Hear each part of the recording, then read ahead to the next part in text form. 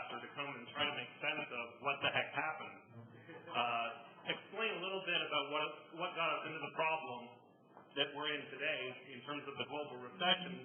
Talk a little bit about the prospects for the Canadian, the U.S., and the economy of the Americas. Talk a little bit about where we might go from here and relate it back to the trade investment links. And I was told, could you keep your remarks to 5 minutes? So this is going to be extraordinarily difficult to do. But to put it in a nutshell, how did we end up here?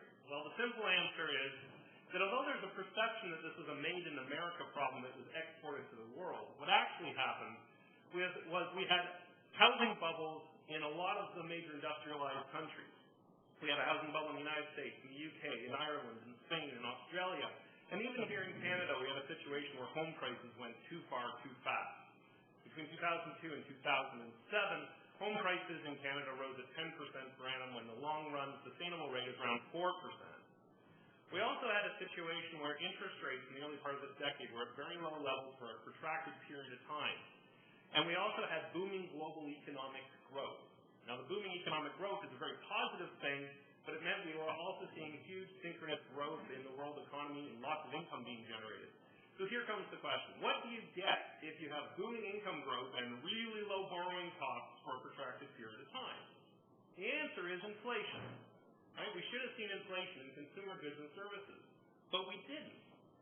When we looked at it, inflation remained very low and under wraps. And the reason was because more global production was being outsourced to low-cost labor centers around the world. But I'd argue we had inflation. We had inflation in real estate, and we had it in financial assets.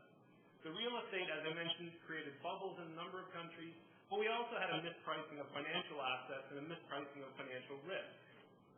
So ultimately, just as every business cycle has the same characteristics, what ultimately happened was we had a major imbalance develop over time, and ultimately that imbalance had to be unwound. And it started to be unwound when the U.S. housing bubble burst in the early part of 2006. And yes, it was 2006 it started. Right? It's now been going on for several years that the housing market in the United States has been tumbling. What ultimately happened was as the housing market deflated around the industrialized world, it also led to the repricing of financial assets, and that's why since really the start of 2008, we've seen a lot of financial market distress, and ultimately it led to insolvencies for a number of large international financial institutions, particularly financial institutions in the United States and in Europe. Ultimately, the end result was an impact on Main Street, because what it has led to is a deep recession. In fact, it looks to us like the U.S. recession is probably going to be the worst since the end of the Second World War. But it won't just be a U.S. recession. This is a global recession. The world economy this year, we believe, will contract by 1.6%.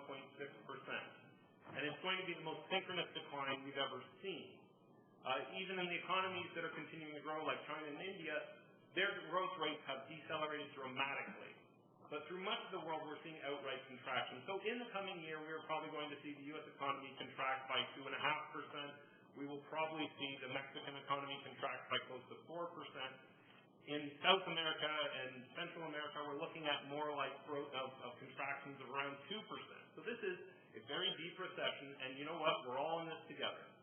From a Canadian point of view, what we're being hit with is an external shock. There's nothing fundamentally wrong with the Canadian economy.